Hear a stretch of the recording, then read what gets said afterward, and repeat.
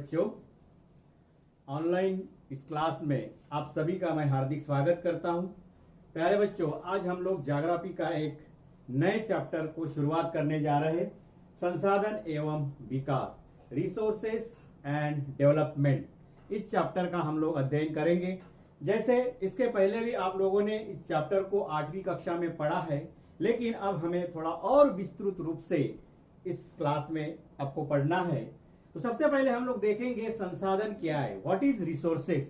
प्यारे बच्चों, पर्यावरण में, हमारे पर्यावरण में उपलब्ध वे सारी वस्तुएं जिसका हम अपनी आवश्यकताओं के लिए प्रयोग कर सकते हैं, जिसे बनाने के लिए प्रौद्योगिकी उपलब्ध है और जो आर्थिक रूप से संभाव्य व सांस्कृतिक रूप से मान्य हो, वह एक संसाधन कहलाता है। प्यारे बच्चों, इस व्याख्या में 3 प्रमुख एस्पेक्ट है। नंबर 1, पर्यावरण में वो सारी वस्तुएं उपलब्ध होती है और उसका मानव अपनी आवश्यकताओं की पूर्ति के लिए उपयोग कर सकता है। लेकिन यह उपयोग कब कर सकता है? जब उसके पास प्रौद्योगिकी, उसको बनाने के लिए प्रौद्योगिकी उपलब्ध हो, जिसे हम लोग टेक्नोलॉजी कहते हैं।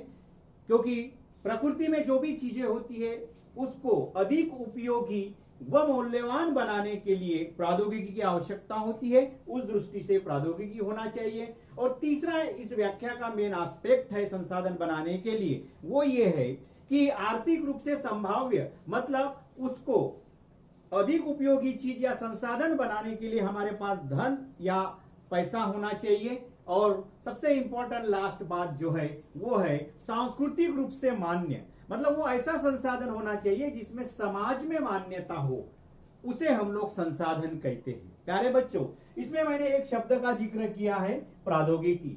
अंग्रेजी में इसको टेक्नोलॉजी कहा जाता है। व्हाट इज मीन बाय प्रौद्योगिकी? बहुत सारे ऐसे शब्द होते हैं, हम लोग पढ़ जाते हैं, लेकिन जब उनकी व्याख्या करने की बात आती है, अर्थ बताने की बात आती है, तो हमें पता नहीं होता है। वो छोटे छोटे शब्द होते हैं। तो प्यारे बच्चों, प्रौद्योगिकी का अर्थ एकदम सिंपल है, किसी विचार या वस्तुओं के निर्माण में नवीनतम ज्ञान का प्रयोग। उदाहरण के तौर पे, जैसे हमारे देश में पहले ब्लैक एंड व्हाइट टीवी थी, तो नई प्रौद्योगिकी जरिए उसको रंगीन बनाया गया। फिर और नई टेक्नोलॉजी आ गई, फिर उसको एलसीडी के रूप में बनाया गया। और फिर अभी नई टेक्नोलॉजी आई जो अभी एलईडी के रूप में चल रही है। इस प्रकार से उसमें दिन प्रतिदिन जो नई टेक्नोलॉजी का प्रयोग किया गया है, दैट इज द प्रौद्योगिकी। लेटेस्ट नॉलेज होता है उसमें, नवीनतम ज्ञान। तो इस प्रकार से ये संसाधन है।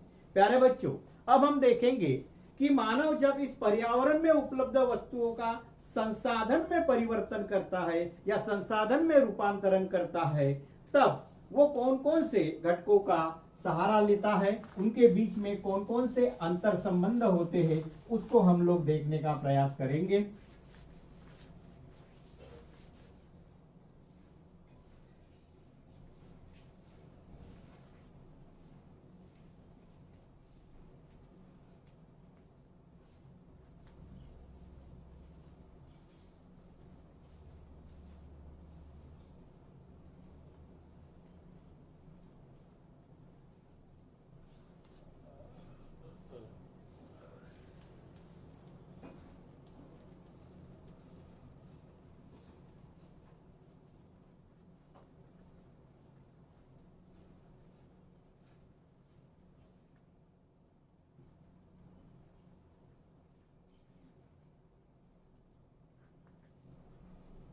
इस ट्रायंगल को देखिए कि पर्यावरण में जो भी वस्तुएं होती है, उन वस्तुओं का संसाधनों में परिवर्तन करने के लिए सबसे पहले मानव प्रकृति या भौतिक पर्यावरण में जो भी चीजें हैं, उन चीजों को इकट्ठा करता है, उसको प्रौद्योगिकी के माध्यम से नए वस्तुओं में निर्माण करता है और वो निर्माण करने के लिए अनेक संस्थाओं का वो निर्माण करता है। और इस प्रकार से इन तीनों के अंतर संबंध से मानव पर्यावरण के किसी भी चीज को संसाधन में परिवर्तित करता है। अंत में मैं यही बात कहूंगा बच्चों कि संसाधन वो चीज होती है जब तक उसे मानव उपयोग नहीं करता है। प्रकृति में बहुत सारी चीजें, जैसे मुझे अगर किसी कोई कुत्ता मेरे ऊपर भौंक रहा है, उसे अगर मुझे मारना है तो मैं एक नीचे का अगर एक पत्थर उठा के उसको मारता हूं या लकड़ी उठा के मारता हूं, उस समय वो मेरे लिए क्या बन जाता है? संसाधन। लेकिन वो अगर मैं उपयोग नहीं करता हूं तो वो उस समय मेरे लिए संसाधन नहीं है, क्योंकि जब तक मानव अपनी आवश्यकताओं की पूर्ति के लिए उसका उपयोग नहीं करता है तब तक उसे हम लोग संसाधन नहीं कह सकते हैं।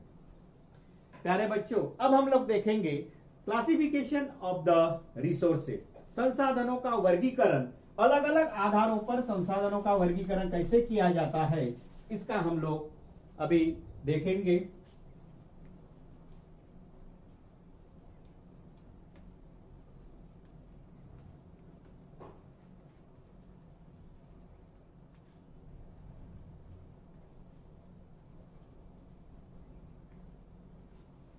क्लासिफिकेशन ऑफ द रिसोर्सेस, संसाधनों का वर्गीकरण अलग अलग आधार पर है। सबसे पहला जो आधार हम लोग देखेंगे, उत्पत्ति के आधार पर।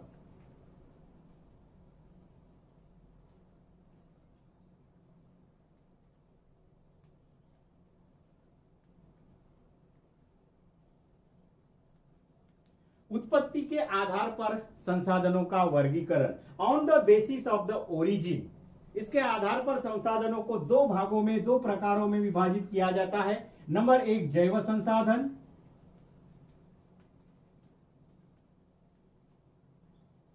नंबर दो, अजैव संसाधन। जैव संसाधन यानी कि जिसमें जीव होता है, बायोटिक रिसोर्सेस, अबायोटिक रिसोर्सेस, ये जो संसाधन है इसको हम लोग देखेंगे। तो जैव संसाधन किसे कहते हैं? प्यारे बच्चों, जैव संसाधन वे संसाधन होते हैं जो हम लोग पर्यावरण से प्राप्त करते हैं और जो सजीव होते हैं या जिसमें जीव होता है, उन संसाधनों को जैव संसाधन कहते हैं। फिर से मैं दोहराता हूं, जैव संसाधन हम लोग पर्यावरण से प्राप्त करते हैं और उनमें जीव या वे सजीव होते हैं, उन्हें जैव संसाधन कहते हैं। जितने भी प्राणी जीवन, मनुष्य जीवन, वन्य प्राणी, पशुधन, मछलियां और पेड़ पौधे, इन सब का समावेश जैव संसाधन में किया जाता है। दूसरा है नॉन बायोटिक रिसोर्सेस, अजैव संसाधन। वेरी सिंपल, अजैव मतलब जिसमें जीव नहीं होता है। तो प्रकृति में पाए जाने वाले वे सारी निर्जीव वस्तुएं, उनका समावेश अजैव संसाधन में होता है। प्रकृति में पाए जाने वाले सभी निर्जीव वस्तुएं, हम लोग निर्जीव को, वस्तुओं को अजैव संसाधन कहते हैं। तो अजैव संसाधन में मुख्य रूप से जितने भी हमारे खनिज पदार्थ है, उन खनिज पदार्थों का समावेश हम लोग इस अजैव संसाधन में कहते हैं। चट्टाने हो, भूमि हो, आपकी सॉइल हो, इन सब का समावेश अजैव संसाधन में करते हैं। तो इस प्रकार से उत्पत्ति के आधार पर बायोटिक, नॉन बायोटिक यानी कि जैव संसाधन, अजैव संसाधन, इन दो प्रकारों में वर्गीकृत किया जाता है। अभी हम लोग देखेंगे समाप्यता के आधार पर।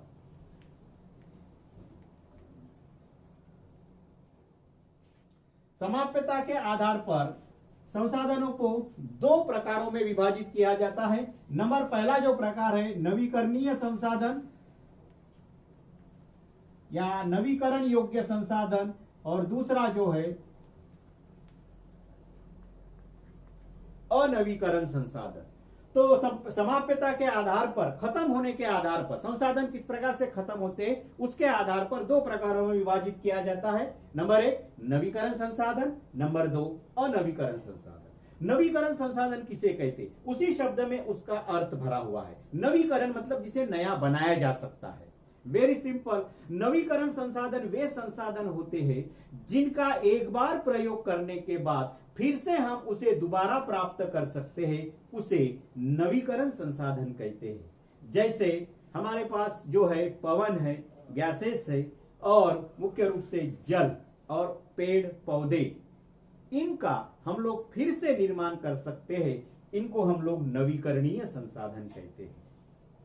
नवीकरण संसाधन में भी दो प्रकार के संसाधन होते हैं, एक निरंतर या सतत या प्रवाहित नवीकरण योग्य संसाधन, मतलब जो हमेशा उपलब्ध होते हैं, जैसे आपके गैस या पवन, और आपका जो वायु है ये भी आपके पास उपलब्ध होता है। दूसरा जो होता है नवीकरणीय संसाधन में, उसके लिए कुछ समय देना पड़ता है। जैसे जल और पेड़, इनकी पुनर्प्राप्ति करने के लिए हमें कुछ समय इंतजार करना पड़ता है। अगर आपने पेड़ काट लिए, नए पेड़ लगाएंगे, जब बढ़ेंगे तबे वो संसाधन मिलेंगे। जैसे आपके तालाब का पानी खत्म हो गया तो आपको बरसात का इंतजार करना पड़ेगा और उसके लिए कुछ समय देना पड़ता है। इस प्रकार से इसको विभाजित किया जाता है। दूसरा जो है अनवीकरणीय संसाधन, उसी में उसका अर्थ भरा हुआ अनवीकरण, मतलब जिसको हम लोग नया नहीं बना सकते। तो अनवीकरणीय संसाधन वे संसाधन है जिसका एक बार प्रयोग करने के बाद में उसकी पुनर्प्राप्ति नहीं हो सकती है, उसे अनवीकरणीय संसाधन कहते हैं। अनवीकरणीय संसाधनों में भी हमको दो भागों में उसको विभाजित करते हैं। कुछ संसाधन ऐसे होते हैं जो पुनर्चक्रण के माध्यम से फिर से प्राप्त कर सकते हैं, और कुछ संसाधन ऐसे होते हैं कि जिसे हम लोग पुनर्प्राप्त नहीं कर सकते। ध्यान दीजिए मैं क्या कह रहा हूं। अनवीकरणीय संसाधन वे संसाधन होते हैं जिसका एक बार प्रयोग करने के बाद दोबारा उसकी पुनर्प्राप्ति नहीं हो सकते, फिर से हम लोग उसे प्राप्त नहीं कर सकते, यानी कि वो समाप्त हो जाते हैं। लेकिन इसके बावजूद भी उसमें कुछ ऐसे संसाधन हैं जिसको हम लोग पुनर्चक्रण की माध्यम से, रिसाइकलिंग के माध्यम से प्राप्त कर सकते हैं, जैसे धातु। वैसे जब हम लोग जमीन से धातु निकालते हैं तो वो भंडार खत्म हो जाते हैं, फिर से हमें वहां से नए खनिज नहीं मिलेंगे। इस प्रकार से वो अनवीकरणीय संसाधन है। लेकिन धातु ऐसी चीज है जो रिसाइकलिंग के माध्यम से फिर से हम लोग उसको पुनर्चक्रण के माध्यम से प्राप्त कर सकते हैं। और लेकिन उसमें जो हमारे जैविक संसाधन है, ईंधन जो है, पेट्रोलियम पदार्थ है, ये संसाधन ऐसे है जिसका हम लोग एक बार प्रयोग करते हैं गाड़ी चलाने के लिए, इंजन चलाने के लिए, फिर से हम लोग उसकी दोबारा प्राप्ति नहीं कर सकते। इस प्रकार से ये अनवीकरणीय संसाधन है। अब हम देखेंगे संसाधनों का जो तीसरा जो प्रकार है वो है स्वामित्व के आधार पर।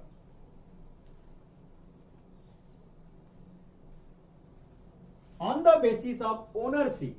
वेरी सिंपल, संसाधनों पर किसका स्वामित्व है, इसके आधार पर संसाधनों को चार प्रकारों में विभाजित किया जाता है। नंबर एक जो है व्यक्तिगत, इंडिविजुअल। नंबर दो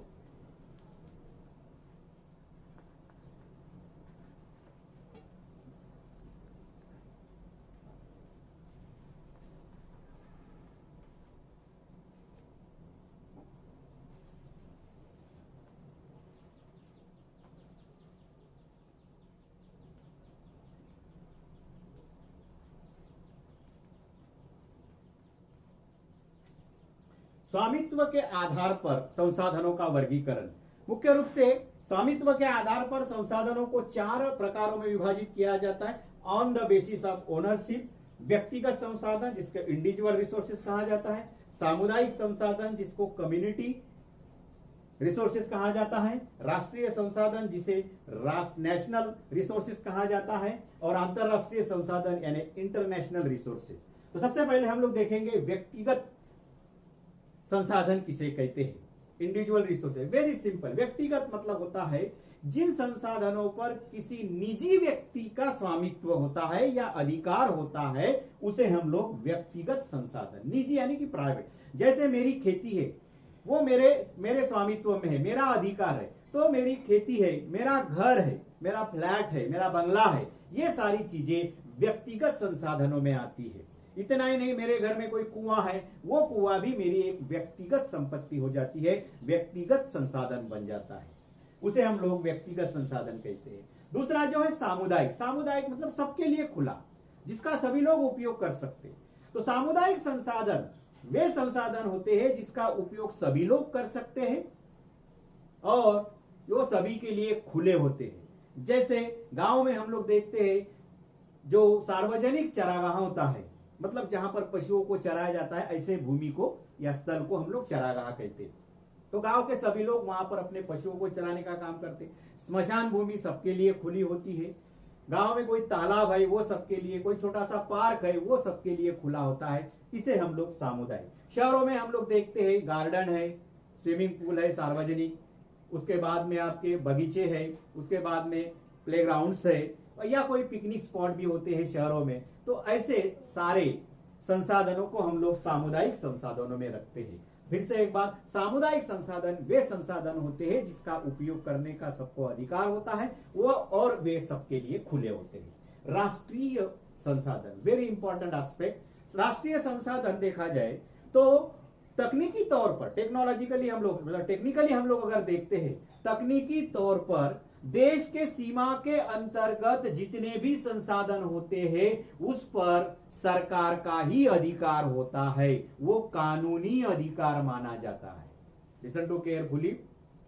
एक देश के भीतर, उसके देश के सीमा के भीतर जितने भी संसाधन उपलब्ध है, चाहे वो व्यक्तिगत हो चाहे वो सामुदायिक हो, उस पर सरकार का अधिकार होता है, वो कानूनी अधिकार माना जाता है। जैसे अगर मेरी भूमि है, लेकिन अगर वहां से कोई सार्वजनिक हितों के लिए रोड बनाना है या कोई रेल बिछाना है या वहां पर कोई उद्योग स्थापित करना है, ऐसे समय में वो भूमि लेने का अधिकार सरकार को है। और इसीलिए तकनीकी तौर पर सीमा के अंतर्गत जितने भी संसाधन होते हैं उन संसाधनों पर सरकार का अधिकार होता है। ये तो हो गया देश के सीमा के अंतर्गत। अब हम देखते हैं कि क्या देश के सीमा से परे, जहां पर खासतौर पे समुद्र के इलाके होते हैं, सागर लग के होते हैं, क्या उस पर भी किसी देश का अधिकार होता है? हाँ, होता है। देखिए प्यारे बच्चों, जैसे ये इंडिया का कोस्टल एरिया है, तो इस कोस्टल एरिया से जो समुद्री तट है, उस देश के तट से लगभग 12 नॉटिकल माइल, समुद्री माइल कहा जाता है, जो लगभग 1.85 kilometre is equal to 1 nautical mile कहा जाता है। एक नॉटिकल या समुद्री माइल बराबर 1.85 किलोमीटर डिस्टेंस आता है, लगभग 2 किलोमीटर हम कह सकते हैं। तो इस प्रकार से, तो समुद्र तट से, मतलब उसके किनारे से लगभग 12 नॉटिकल माइल समुद्र तक उस देश का अधिकार होता है। और उस 12 नॉटिकल माइल के भीतर जो भी समुद्र का तल होता है, भूभाग होता है, उससे संसाधनों को निकालने या उस संसाधनों पर उसी सरकार का, उसी देश का अधिकार होता है। इस प्रकार से ये सरकार का अधिकार होता है, उसे हम लोग राष्ट्रीय संसाधन कहते हैं। लास्ट है अभी अंतरराष्ट्रीय संसाधन। प्यारे बच्चों, अंतरराष्ट्रीय संसाधन मुख्य रूप से विश्व की कुछ ऐसी संस्थाएं होती है, जैसे यूनाइटेड नेशंस ऑर्गेनाइजेशन, संयुक्त राष्ट्र संघ जो है, संयुक्त राष्ट्र संघ जो है उसके नियंत्रण में भी कुछ संसाधन होते हैं, जिसका उपयोग करने के लिए यूनो की, यानी कि उस संस्था की अनुमति लेनी पड़ती है, या उसके उपयोग के बिना कोई उसका उपयोग नहीं कर सकता है। और ये होता है खासतौर पे ओपन ओशियन में, जिसे हम लोग खुला समुद्र कहते हैं। वो कहां से शुरू होता है? तो देखिए 12 किलोमीटर तक तो उसकी सीमा मानी ही जाती है उस देश की, उस पर पूरे अधिकार होता है। लेकिन तट से लगभग 200 नॉटिकल माइल, यानी कि लगभग 370 किलोमीटर, लगभग 370 किलोमीटर, तो समुद्र तट से लगभग 200 नॉटिकल माइल तक उसी राज्य का अधिकार माना जाता है, जो लगभग 370 किलोमीटर है, जो अंतरराष्ट्रीय संसाधनों से परे। तो सामान्यतः अंतरराष्ट्रीय संसाधन की शुरुआत कहां से होती है? तो 200 नॉटिकल माइल, जिसे हम लोग सामान्यतः अपवर्जक आर्थिक क्षेत्र कहते हैं। अंग्रेजी में इसको EEZ कहा जाता है, एक्सक्लूसिव इकोनॉमिक जोन, अपवर्जक आर्थिक क्षेत्र या जोन।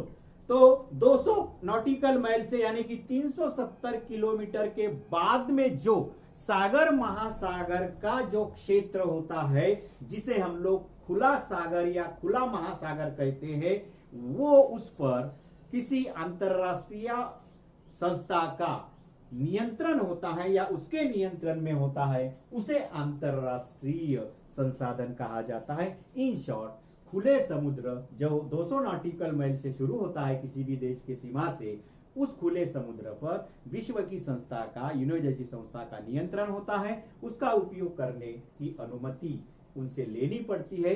इसे हम लोग अंतरराष्ट्रीय संसाधन कहते हैं। अब हम देखेंगे इस संसाधनों के वर्गीकरण का अंतिम वर्गीकरण, जिसे हम लोग कहते हैं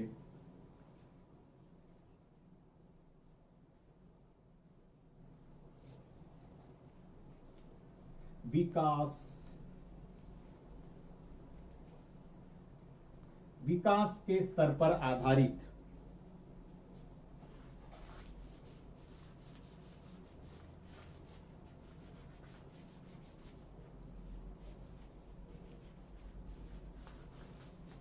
विकास के स्तर पर आधारित प्रमुख 4 प्रकारों में विभाजित किया जाता है। नंबर 1, संभावी संसाधन, जिसको पोटेंशियल रिसोर्सेज कहा जाता है। नंबर दूसरा जो है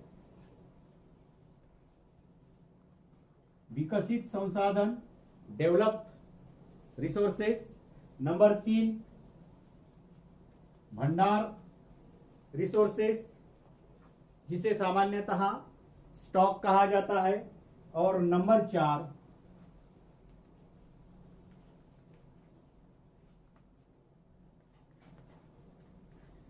संचित कोष यानी रिजर्व रिसोर्सेस कहा जाता है। तो विकास के स्तर के आधार पर ये 4 प्रकारों में विभाजित किया जाता है। नंबर 1, संभावी संसाधन।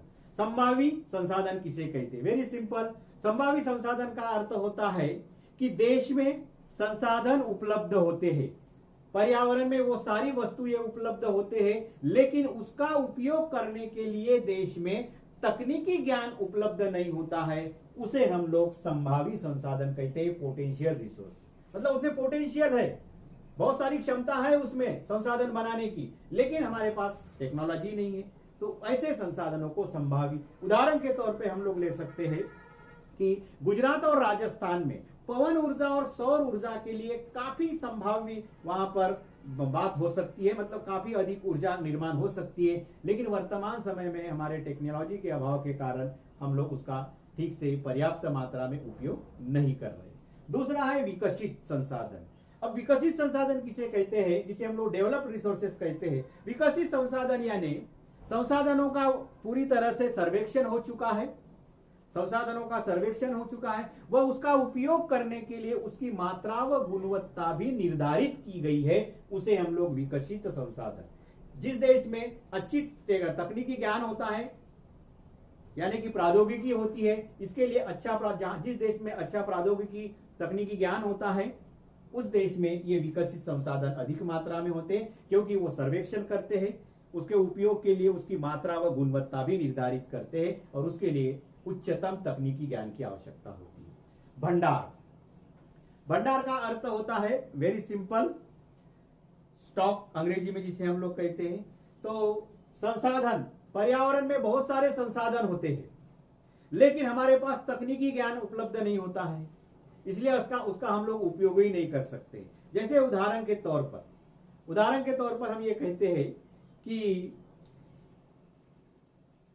जल विद्युत, जल 2 ऐसे फैक्टरों से बना हुआ है, 2 वायुओं से बना हुआ है। एक है आपका हाइड्रोजन और दूसरा है ऑक्सीजन, जिसको हम लोग H2O कहते हैं, पानी को या जल को। तो दोनों ज्वलनशील पदार्थ है, लेकिन इससे ऊर्जा निर्माण किया जा सकता है। लेकिन वर्तमान समय में जल से ऊर्जा के रूप में उपयोग करने के लिए, मतलब हाइड्रोजन और ऑक्सीजन का उपयोग करके हम लोग ऊर्जा निर्माण करने की तकनीकी ज्ञान आज वर्तमान समय में हमारे पास उपलब्ध नहीं है, इसलिए उसको भंडार संसाधन कहा जाता है।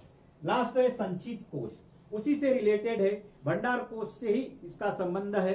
तो भंडार कोष में क्या होता है कि वो उपलब्ध है, लेकिन संचित कोष मतलब जिसको रिजर्व कहा जाता है, मतलब हमारे पास वो सारे पर्यावरण में चीजें उपलब्ध है और उसका उपयोग करने के लिए तकनीकी ज्ञान भी है,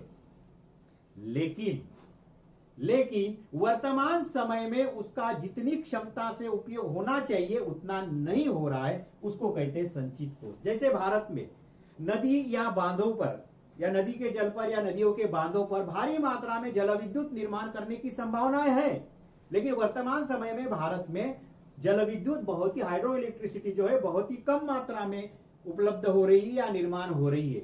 ऐसे संसाधनों को हम लोग संचित कोष कहते हैं। फिर से एक बार मैं बताता हूं, संभावी संसाधन का अर्थ होता है हमारे पास संसाधन भी है, तकनीकी ज्ञान भी है, लेकिन उसका उचित उपयोग नहीं हो रहा है, जैसे गुजरात और राजस्थान की पवन ऊर्जा और सौर ऊर्जा, जितने होना चाहिए उतना नहीं। विकसित में उसका सर्वेक्षण हो चुका है, उसकी मात्रा और गुणवत्ता भी तय हुई है और उसका उपयोग करने के लिए निर्धारण भी हो चुका है। मतलब यहां पर पूरी तरह से टेक्नोलॉजी का विकास हुआ। भंडारण में क्या है कि भंडारण में हमारे पास पर्यावरण में वो चीजें उपलब्ध है, लेकिन हम लोग उसका टेक्नोलॉजी के अभाव के कारण उपयोग नहीं कर रहे। जैसे मैंने आपको हाइड्रोजन और ऑक्सीजन से उदाहरण दिया था। और संचित कोष में ये भंडार से ही रिलेटेड है। तो भंडार में जो संसाधन उपलब्ध है उसको हम लोग तकनीकी के माध्यम से उसका उपयोग कर सकते हैं। जैसे नदी का उदाहरण दिया, जल विद्युत निर्माण कर सकते हैं। तो इस प्रकार से इस चैप्टर में हम लोगों ने 3 प्रमुख एस्पेक्ट देखे हैं। नंबर 1, संसाधन किसे कहते हैं। नंबर 2, संसाधनों को तैयार करने के लिए मानव किस प्रकार से पर्यावरण, प्रौद्योगिकी और संस्थाओं का निर्माण करके संसाधनों का निर्माण करता है, उनके बीच में कैसे अंतर संबंध है। और तीसरा हमने देखा था संसाधनों का वर्गीकरण, जिसमें उत्पत्ति के आधार पर जैविक, अजैविक संसाधन हमने देखा था। दूसरा जो है समाप्यता के आधार पर नवीकरणीय संसाधन, अनवीकरणीय संसाधन। और तीसरे वर्गीकरण में हमने देखा था कि स्वामित्व के आधार पर व्यक्तिगत, सामुदायिक, राष्ट्रीय और अंतरराष्ट्रीय संसाधन। और चौथे संसाधनों के वर्गीकरण में हमने देखा था जिसे हम लोग कहते हैं विकास के आधार पर वर्गीकरण या विकास के स्तर के आधार पर वर्गीकरण, जिसमें हमने देखा था संभावित संसाधन, विकसित संसाधन, भंडार संसाधन और लास्ट में देखा था हमने संचित कोष। इस प्रकार से आज का ये अध्याय यही समाप्त होता है। आगे हम लोग देखेंगे कि संसाधनों का विकास, संसाधनों का नियोजन और संसाधनों का संरक्षण किस प्रकार से किया जाता है। तब तक के लिए धन्यवाद।